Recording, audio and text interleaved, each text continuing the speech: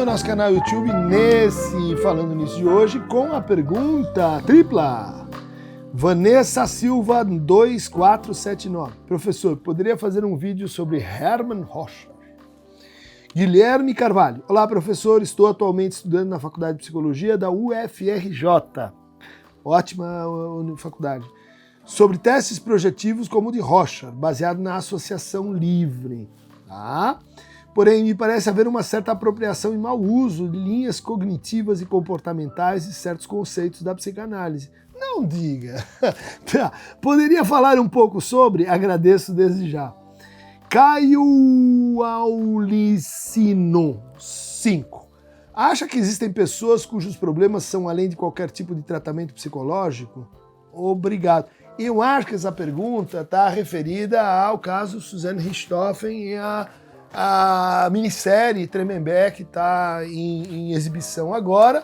Aliás, essas perguntas, né, elas se fecham em torno do uso do teste de Roscher nessa situação e na situação de aprisionamento, na situação de institucionalização, né, da pessoa.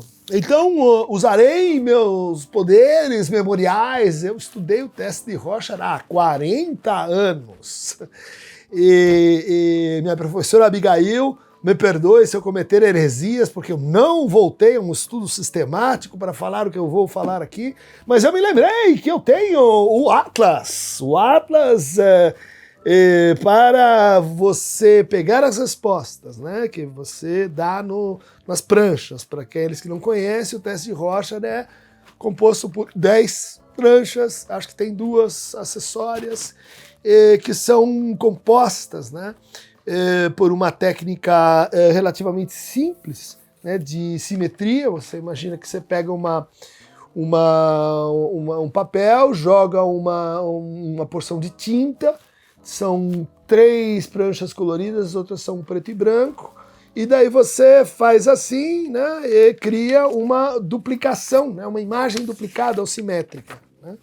Então, alguns vão ver, por exemplo, 2 pessoas dançando, outros vão ver a cara de uma raposa, outros vão ver um morcego, porque elas são compostas dessa maneira. Bom, o Hermann Roscher era um estudioso, né, da expressividade e da progestividade, que é uma propriedade descrita pelo Freud. O conceito de projeção foi desenvolvido aí e amplamente utilizado no texto de 1911, né, observações psicanalíticas sobre um caso de paranoia, de demência paranoide, né, o caso Schreber, onde o Freud tematiza ali amplamente, né, como, especialmente nas psicoses, a gente teria esse mecanismo defensivo que é de projetar no outro aquilo que a pessoa está sentindo,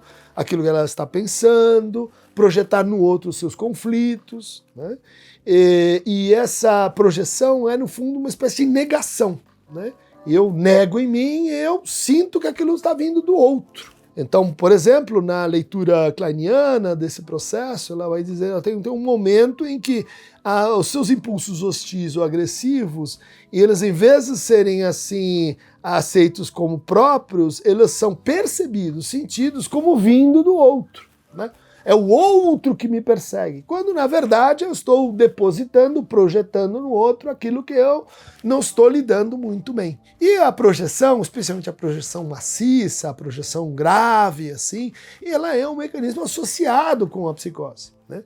Mas, no fundo, também todos nós projetamos, especialmente em situações de conflito, de crise, de divisão subjetiva ou de retorno de conflitos, tá? Então, a projeção é ao mesmo tempo particular e universal. Baseado nessas premissas, o Roscher começou a estudar as reações que as pessoas tinham a essas pranchas, né?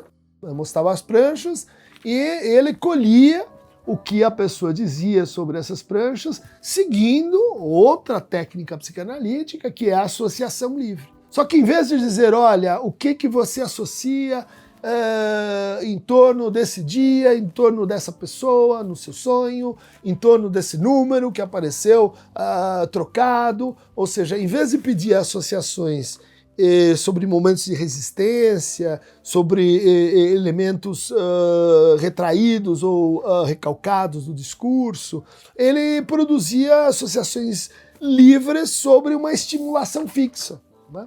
Sempre aquela mesma imagem, e daí a pessoa podia dizer uma coisa ou outra. Daí a importância de que as imagens sejam ambíguas. O Rorschach, na verdade, ele criou toda uma gama de procedimentos ou de testes conhecidos como testes projetivos, tá?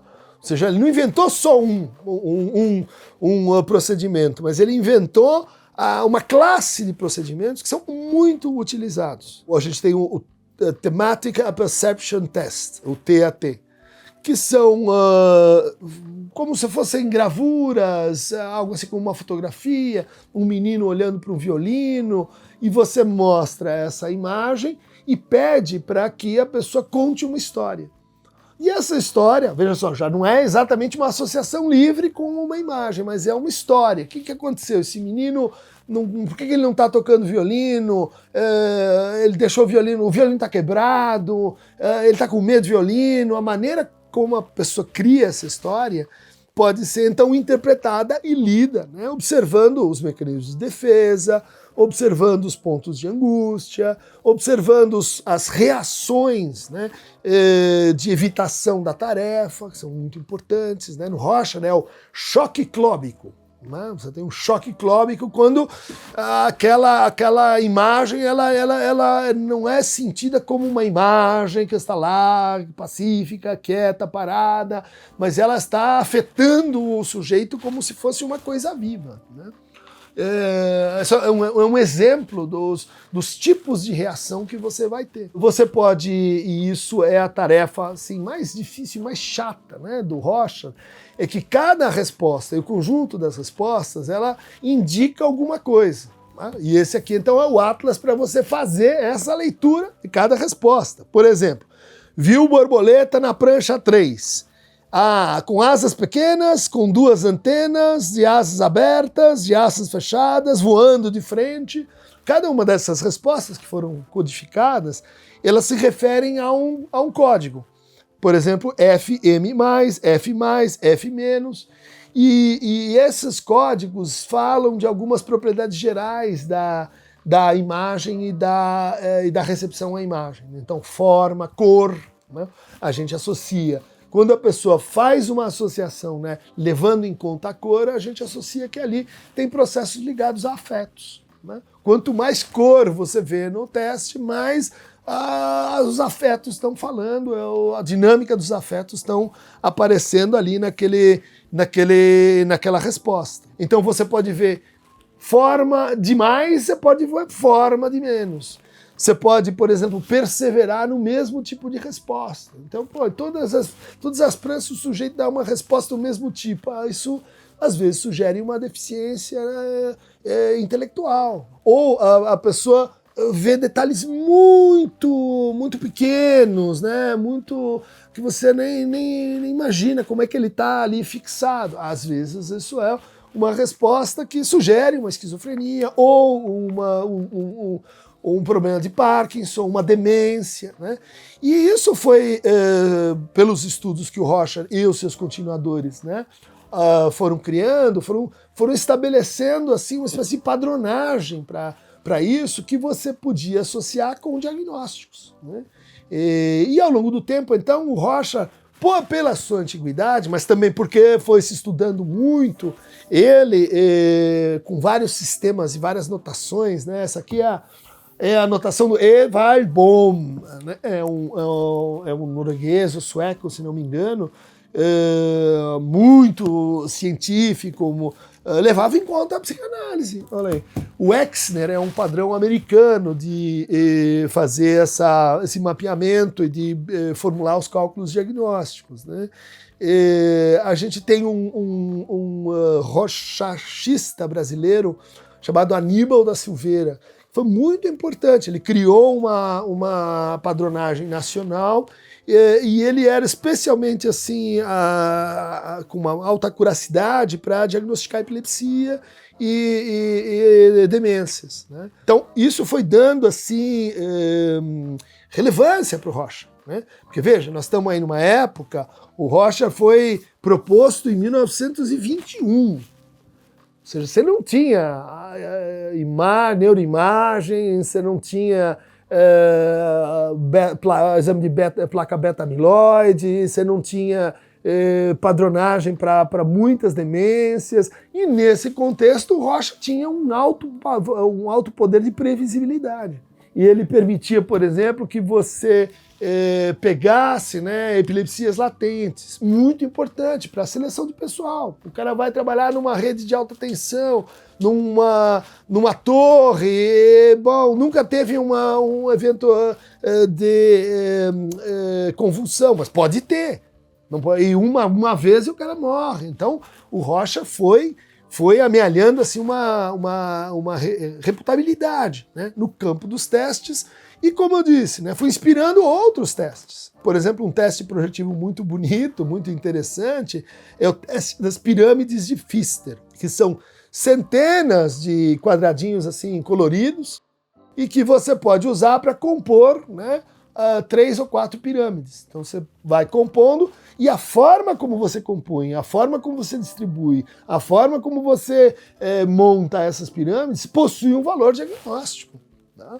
E daí você começou a cruzar o que deu no Pfister e o que deu no Rocha. Daí vieram os testes projetivos gráficos, né?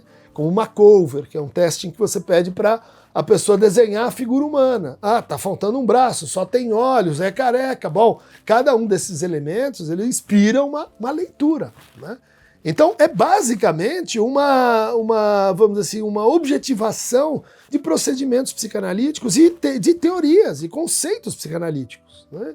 Então a projeção, a associação livre e depois é o quê? A leitura, a interpretação. Essa interpretação, ela inicialmente estava inspirada ali nos modelos do Freud, da interpretação dos sonhos, mas ela foi ganhando uma confirmação pela prática, as pessoas anos e anos, né? O HTP, né? Outro teste projetivo muito usado, porque ele é muito simples. Você pega uma folha, dá para a pessoa e diz, olha, desenhe uma casa, uma árvore e uma pessoa. E daí, bom, você intui certos funcionamentos a partir do como é que é essa árvore, como é que é essa pessoa, como é que está a casa com a pessoa. Geralmente ali você vê um pouco dos relacionamentos familiares, você vê um pouco da estrutura, né, do esquema corporal, você vê um pouco assim dos traços de funcionamento mais esquizoides ou paranoides, os traços obsessivos, né? Não é um teste, vamos dizer assim, que vai te dar altíssima precisão diagnóstica, mas ele aponta, ó, tem uma coisa neurológica, vai fazer um Bender, vai fazer um teste que é um teste neurológico para você confirmar, por exemplo, ou para você levar adiante a hipótese de demência. Bom, os testes projetivos, eles começaram a também encontrar versões para crianças, né? Por exemplo, esse Atlas é para criança e adolescente, porque para adulto a padronagem é outra. A gente falou do TAT, né? Tem o CAT. CAT é o TAT, o teste de percepção temática, usado para crianças. Daí as imagens são assim com uma galinha, uma família de galinhas, animais, um cavalo, né? Uma coisa que poderia ser mais sensível, né, pro universo, né, infantil. Fábulas de Dus, né, um outro teste projetivo bastante interessante, em que você tem que então ver a reação da criança às fábulas, né? Veja, é na verdade uma coisa que é meio simples enquanto conceito, que vai se desdobrando, né? E aí você tem, bom, esses resultados, eles servem para a população americana, eles servem para a população brasileira, como é que você atualiza os dados desse teste para cada cultura? E daí vem as críticas, né? Por quê? Porque há elementos de raça, de classe, de gênero e etc. que aparecem, né? Sugerindo que esses testes e as respostas normais ou banais, né, para esses testes, elas têm um modelo de subjetividade padrão. Você vai aplicar em alguém que não é alfabetizado, a resposta pode ser diferente, né? Mas, então, reservadas essas ponderações, a gente pode dizer que o Rocha é um teste ainda muito reputado, e tem uma pergunta, né, que diz, olha, ele parece, porque ele é um teste, porque ele é uma coisa que tem uma certa densidade científica, então não pode ser psicanalítico. Gente, vamos parar com a bobagem, vamos parar com a falta de história da psicologia, hein? Isso, inclusive, né, vários dos autores que são matrizes para o cognitivismo, né, Bowlby, por exemplo, a teoria do apego, psicanalista, né? Beck, tem formação em psicanálise, Martin Selling, a mesma coisa, né? Não confundir cognitivismo com análise experimental do comportamento. Aí sim você tem um choque epistemológico, né? Skinner, Watson, behaviorismo radical, é análise de comportamento. O cognitivismo é um pouco assim, olha, nós vamos tentar fazer o que o pessoal da análise experimental faz, a partir da observação de pombos, ratos em caixa de Skinner, etc. Mas nós vamos introduzir aqui um conceito que é um conceito que envolve, né, processos mentais. O Skinner fica louco com isso. Vocês estão derivando a paçoca, rapaziada. Isso aí não é mais o que eu pensei, né? Mas aí é dessa deriva, ou portanto, da absorção tácita, não reconhecida, subjacente, de princípios, de práticas, de técnicas e testes, né, de origem psicanalítica que boa parte do cognitivismo, não vou dizer todos, mas boa parte dos autores cognitivistas, eles têm essa origem, essa proveniência, né? É um pouco assim, olha, e é por isso que para esses autores é tão comum vocês encontrarem um argumento assim, olha, a psicanálise é da história da psicologia, porque nós estamos fazendo uma coisa mais nova e tal. A história, em geral, ela deixa descendentes, né? Ela vai recriando conceitos, né? Fazendo apuros conceituais. Mas a questão, né, de previsibilidade, principalmente criminológica do Rocha, foi muito discutida, tá aí na série do Tremembé, né? E a gente tem vários casos, né, de pessoas que fizeram crimes, né? Tipo Chico Picadinho, passaram longos tempos aprisionados, e aí você faz os testes e as respostas são razoáveis, né? Indicando que houve ali uma mudança, talvez, um pouco de personalidade, um pouco de impulsividade, né, que são traços que se costuma prestar muita atenção para pensar, mantém o sujeito aprisionado ou não, né? Ou é imputável ou não é imputável. Uma coisa que se diz é assim, com o passar do tempo, as pessoas podem assim ter acesso aos mapas, né? Pode ler, gente, lembra? Lê. Você pode ler aqui, ó. Edward Bohm, você vai ter alguma ideia do que não é bom você colocar e do que é um conjunto de respostas mais ou menos ok, né? Então eles não são testes, vamos dizer assim, resistentes a que você fabrique uma resposta postiça. Mas eu acho que o problema principal não é esse, né? Ainda que você possa roubar o teste, né? Muitas vezes testes que dão assim para uma resposta positiva, o sujeito sai e ele delinque semana seguinte. Você diz, mas como assim? Mas o teste estava dizendo que ele tinha ficado normal, assim.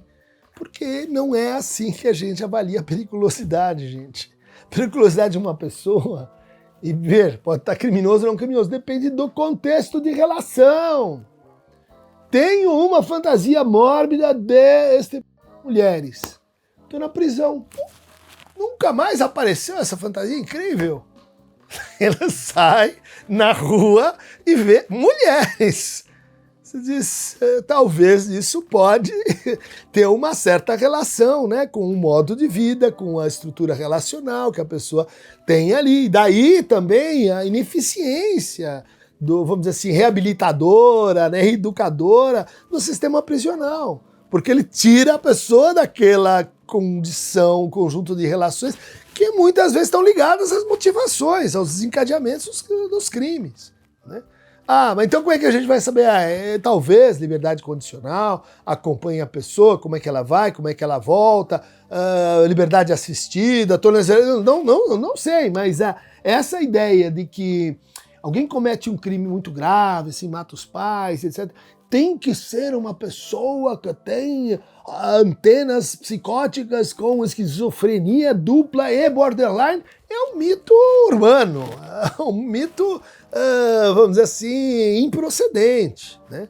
Grandes crimes são feitos por motivos banais, né? A maior parte dos crimes é, bom, tomei uma pinga, cheirei não sei o que, o meu namorado falou, você vai lá e mata. A gente aqui produz aí uma imagem de que essas pessoas, elas são extraterrestres, porque nós, não.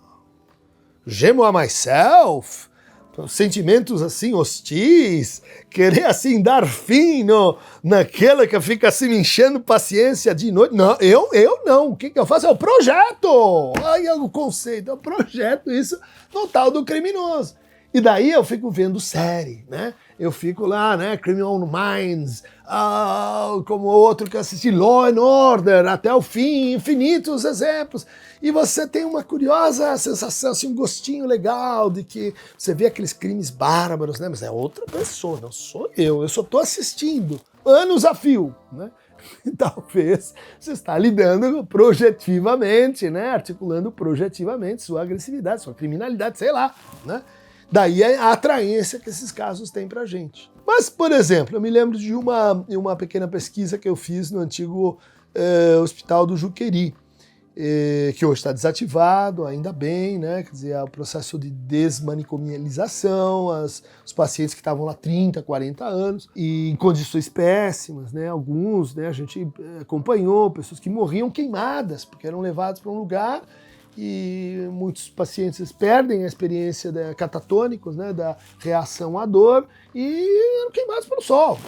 Coisas barbáries, né, coisas inadmissíveis. E então eu fui fazer um conjunto de aplicações do Rocha num pavilhão que não era de criminosos, mas era de internos de 30, 40 anos. E a pessoa estava lá naquele pavilhão pequeno, né, eu lembro um quarto escuro, assim, mal iluminado, tinha uma mesinha, e daí, vamos lá, prancha 1.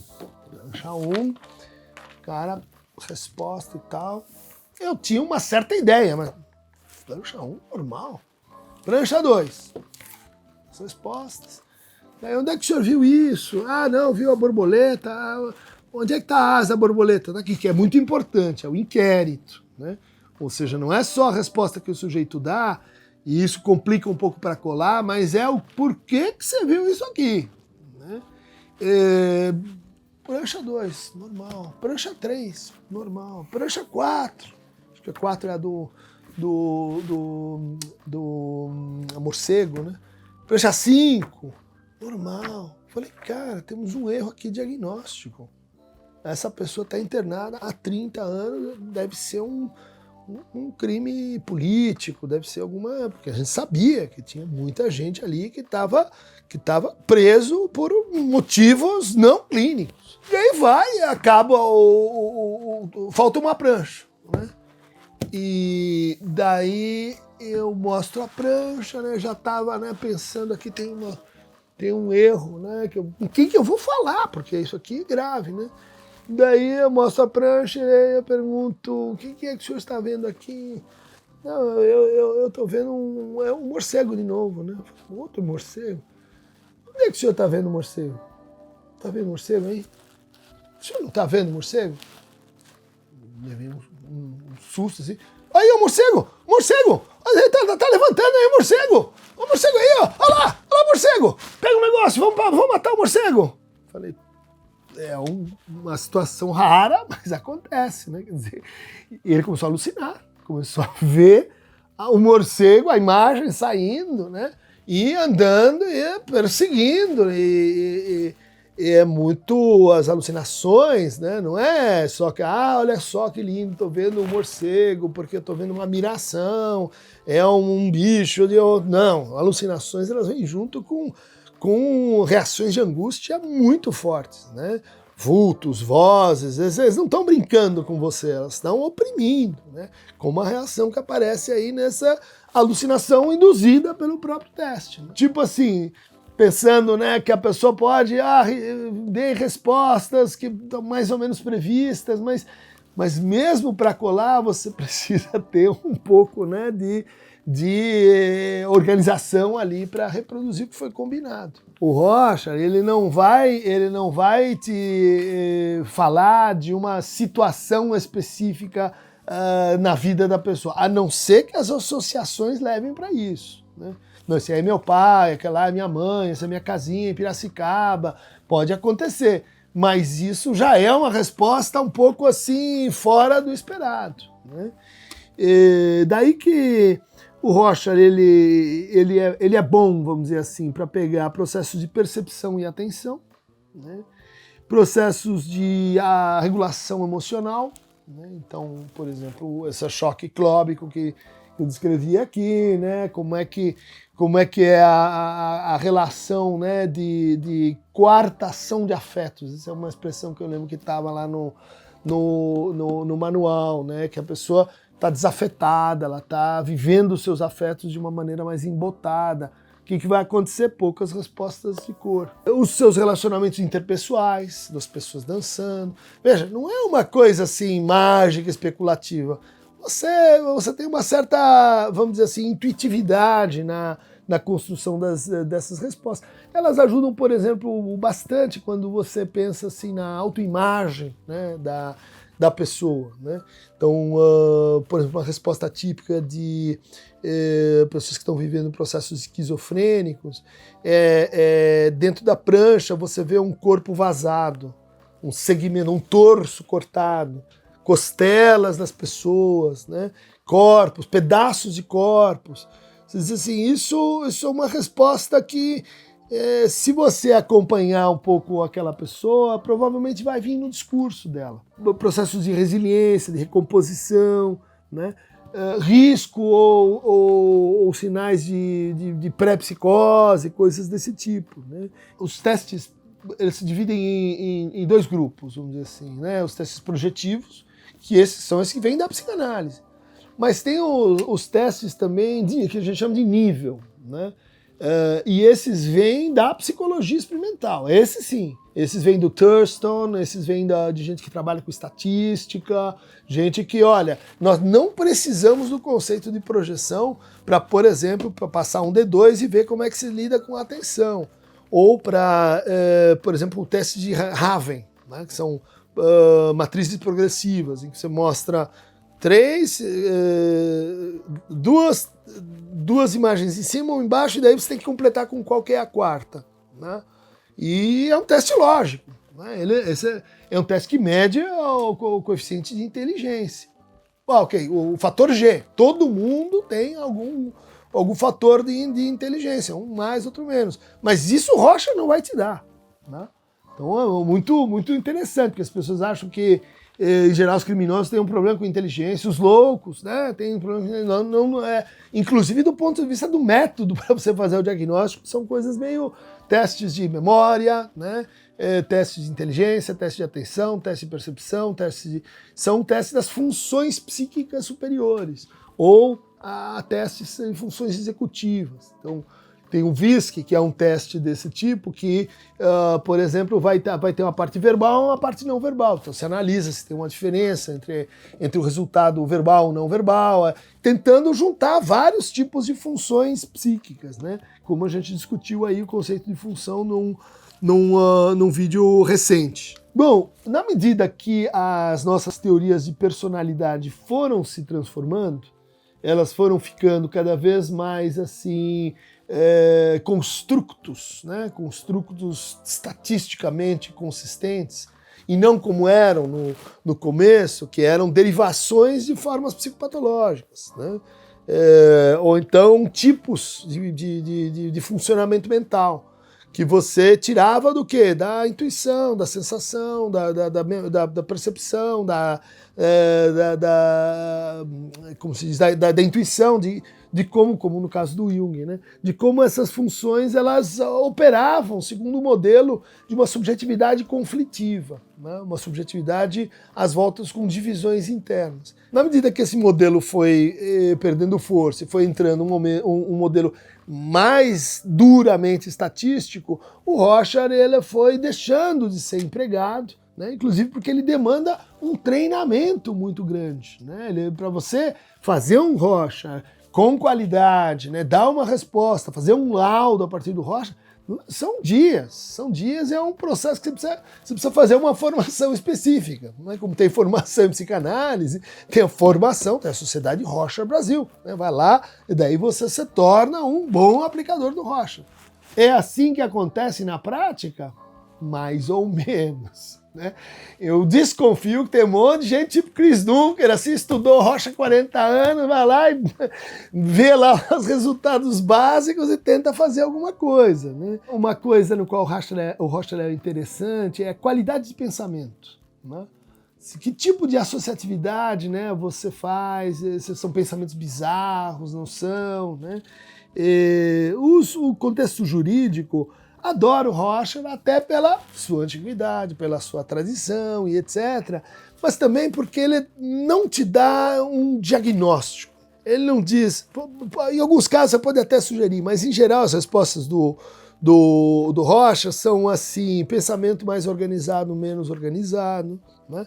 Impulsividade maior ou menor, agressividade maior ou menor, capacidade de discriminação realidade e fantasia maior ou menor, investigação é um momento de crise, de colapso do eu, não é um momento de crise, né? Como é que ele está naquele momento, ou seja, as defesas são mais assim, elaboradas, menos elaboradas, né? O tipo de conflito, qual é, os traços de personalidade, tem esse, tem aquele outro, capacidade de controle emocional, risco para uma desorganização mais sistêmica, né? Bom, isso está muito longe de quero saber se eu tenho TDAH ou não. Veja, teste de verdade assim, mais clássico, ele não é assim focado no diagnóstico, ele é um instrumento auxiliar para o diagnóstico. O diagnóstico em psicologia, em psiquiatria, em psicanálise, ele é clínico. E a clínica é a tua capacidade de escuta e integração de diversas fontes. Da anamnese, né, da história da pessoa, do exame clínico, da situação que o sujeito está, como ele fala daquilo que ele faz, do que dizem os testes, do que diz a família, do que diz... É muita coisa que a gente tem que levar em conta para fazer assim, um juízo sobre aquela pessoa, né? Essa ideia de que os testes e os diagnósticos são tipo assim um juizado de pequenas causas, né? Que você pega lá, esse aqui, vai lá, esse aqui, encaixa aqui. Isso, gente, é para quem quer meio assim, né? Encontrar uma identidade, né? Um super-homem, não, eu sou uma Mulher Maravilha, não, eu sou... E assim por diante. Você acredita em mecanismos de defesa contra a angústia? Né? Se você acredita, pode usar o Rocha. Se você não acredita, porque você acha que a psicanálise é uma coisa do passado, está na história, que não existem mais mecanismos de angústia, não é preciso falar mais sobre isso, então não usa o Rocha. Mas história é bom, né? Estudar um pouco de história faz bem para o raciocínio crítico. Veja lá, eu vou fazer um Rocha em você e vou ver se o seu raciocínio crítico está em dia, ou ele está dando uma rateada, assim, né? Áreas onde o Rocha não deve ser usado, ou seja, não se deixe enganar. TDAH primeiro! Não pode usar o Rocha, não vai dar esse diagnóstico. Autismo, não vou usar o Rocha. Rastreio de toque, fobia, pânico, não usa o Rocha. Medida de inteligência, a gente já falou, não usa o Rocha, usa o Weiss, usa o VISC, né? Quando que o Rocha vem a calhar? Um dos diagnósticos mais difíceis de toda a psicopatologia é qual é a diferença entre um paciente bipolar e um paciente borderline. Difícil, e é aquele caso em que você tem uma implicação no tratamento direto. Borderline, tomou modulador de humor, antidepressivo, vai mal. Não é que não faz nada, vai mal. Transtorno bipolar, depende do tipo. 1, 2 ou ciclotimia. Tomou um modulador de humor, um lítio, melhora. Né? Só que você vai arriscar? Não, você tem que ter um pouco mais de acuracidade diagnóstica. Porque se você não olhar bem, você pode criar um problema para o teu paciente. Nesta hora, chama o Rocha. Rocha, o que você me diz aqui? Tá mais para cá ou tá mais para lá? Ah, tá, pode ser que me parece. As respostas, né? O Rocha é bom para pegar esse tipo de diferença, né? Olha, eu preciso entender assim, a estrutura de base desse sujeito. Não quero saber o que ele fez ontem, por que ele matou, esse tipo de coisa, né? Eu quero saber como essa pessoa funciona ali ao longo do tempo. Aí o Rocha vai bem, né? Alguns casos, né, em que a entrevista, né, e aí a gente tem essa questão, né, os mentirosos, os jokers, aqueles que conhecem tanto, fizeram psicologia. Ted Bundy, esse grande assassino, né, americano, tinha feito psicologia, então ele dava uns miguel, assim, né, porque ele sabia como se comportar, por exemplo, numa entrevista.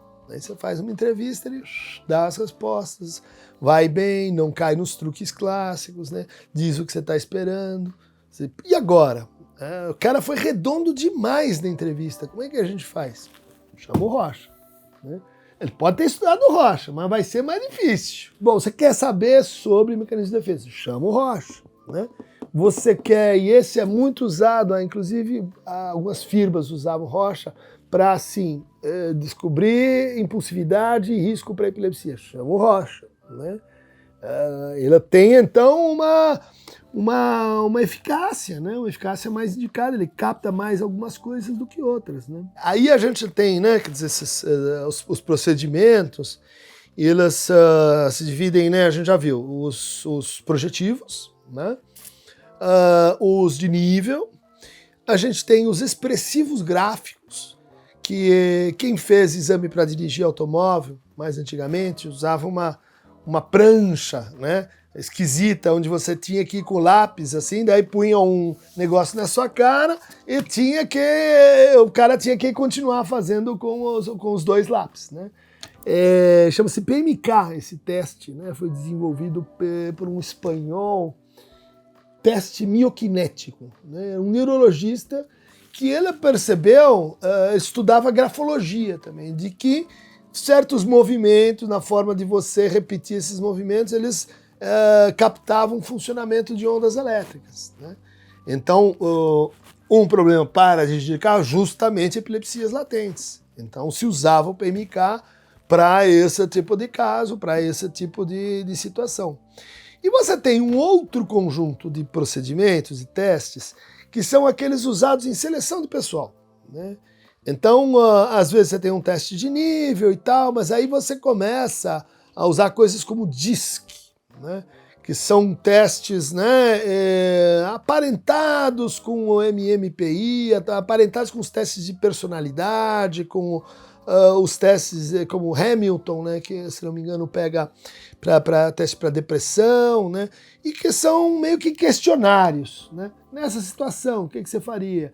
Ah, você acha essa frase melhor ou pior? O que a gente discute muito é que, em contexto de seleção, recrutamento, não se devia usar testes projetivos, né? Os testes projetivos, eles te dão um retrato mais clínico, não operacional do sujeito. Você tem teorias de personalidade que se desenvolveram mais especificamente para isso, tipo Big Five, né? É para contexto de empresa, né? Então usa lá os testes que são atinentes para esse funcionamento. Só que aí, e isso é curioso, tem vários dos procedimentos, como diz que tem uma aluna minha estudando esse problema, que eles, voltando à questão que está reaparecendo aqui, eles não se colocam como procedimentos psicológicos. Como constelação familiar, não é um procedimento psicológico. Como esse teste aqui de diz, não, ele não é, não pode ser, ele não é um teste psicológico, ele foi feito por um grupo, por uma pessoa para uso, né, assim, meio pessoal. Qual que é a ideia aí, gente? Então daí é o pedagogo, é assistente social, é o gerente, é o engenheiro aplicando esse procedimento. Porque já que, e aqui tem uma mensagem importante, né? Até recentemente, até essa discussão sobre psicoterapia, a única prática exclusiva do psicólogo é teste, né? Ou seja, ninguém que não tenha um CRP, ninguém que tenha estudado testes na vida pode aplicar o teste psicológico. Mas aí olha o que acontece, você tem os testes parapsicológicos, não no sentido de telepatia, mas que eles se apresentam, né, com testes que parecem psicológicos, mas eles são assim uma enquete, um query, um agregado de respostas e tal. A ampla maior parte dos testes que você faz no TikTok, que você faz na internet, não são testes, não se deixe enganar. Né? Procure um psicólogo, ele é o único capaz, juridicamente autorizado para fazer testes psicológicos. Logo, se você vê alguém dizendo faça o TDAH e descubra o seu TDAH aqui, isso é pirataria, isso é golpe, isso não vale, tudo bem? Por quê? Justamente, né, você dominar esses testes e compará-los clinicamente, juntar com o diagnóstico, implica contexto de tratamento. Isso não é uma máquina de rotular e nem de selecionar pessoas. Olha lá o que acontece, né? Essas práticas parapsicológicas são, no fundo, práticas para você, assim, padronizar subjetividades, para você, assim, escolher aquela tipo mais agressivo para essa posição, o tipo mais dócil para aquela outra, o tipo mais para aquela, o homem certo, a mulher certa no lugar certo, né? Dizer, isso é certo? Eu não sei se eu simpatizo com essa racionalidade, mas ela está aí. Tudo bem? Estudiosos interessados no teste, né? Hermann Rocha, se não me engano, ele estudou com o Jung, ele estudou no mesmo hospital, né? O Burkholz, ele era da linha do Bleuler, né? Ele estudou fenomenologia e estudou psicanálise, né? Naquele momento, a abertura, né, criativa na Suíça era muito grande. Vamos lembrar, gente, que a Suíça era também um centro museológico muito importante na Europa Central. Né? Então você tem várias coleções, né? O projeto do Pritzhorn, né? Que reuniu a produção dos internos, né? Daqueles loucos internados que desenhavam, que pintavam, e passava por essa ideia, né? Que era muito cara aos suíços, né? De estudar os padrões de reconhecimento de imagem, né? Você tem grandes teóricos da estética, né, como Zumthor, que era suíço. Né? Isso vale a pena, a gente estuda pouco, né, essa integração dos procedimentos psicológicos com a estética, com as artes plásticas principalmente. Tá bom? O Rocha era um grande estudioso disso aí. Beijo, abraço, 5 dedos, 2 dedos, 1 dedo. O tio Cris vai inventar o teste Dunker para você detectar falsos testes que andam por aí. Abraço. E se você tiver alguma dúvida, consulta o Aqueronta Movebo, porque ele vai te mostrar que aquela cara de raposa, na verdade, é uma borboleta e pode ser um morcego que vai pegar você à noite. Beijinho.